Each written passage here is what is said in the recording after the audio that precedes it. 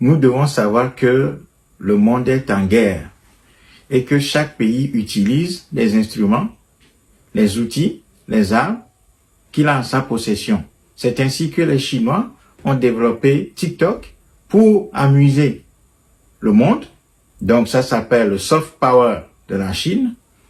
Donc la version de TikTok qui est accessible au monde entier, notamment accessible aux Africains, c'est une version qui n'est pas utilisée en Chine. Donc TikTok a une autre version en Chine à laquelle les Chinois ont accès. C'est une version qui n'est accessible que 40 minutes par jour pour les Chinois. Sur cette version de TikTok qui est accessible en Chine, les Chinois autorisent le partage des vidéos scientifiques, des vidéos d'éducation, des vidéos de culture, des vidéos qui permettent à la jeunesse chinoise de s'informer, d'avoir accès à la science, de partager des informations scientifiques, des informations culturelles et des informations politiques. Donc, sur la version TikTok qui est accessible en Chine, les Chinois l'utilisent pour former leur jeunesse, tandis que la version qui est accessible au monde entier, c'est une version où les vidéos d'amusement sont autorisées, sont diffusées largement. Donc, il faut que les Africains comprennent cela.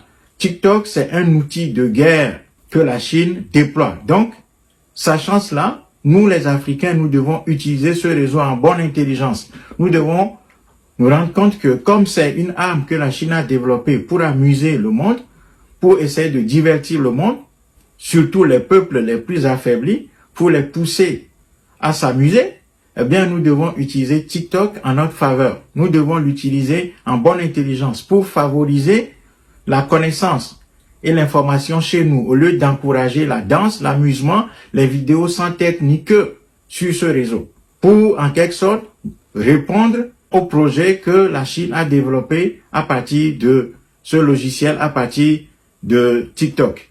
Donc voilà, nous devons utiliser en bonne intelligence ce réseau-là pour éviter de tomber dans le piège, pour éviter d'être la proie de la Chine qui est en train de livrer une guerre à travers ce réseau aux peuples, notamment les peuples les plus affaiblis qui ne comprennent pas que TikTok est un soft power, est un instrument de guerre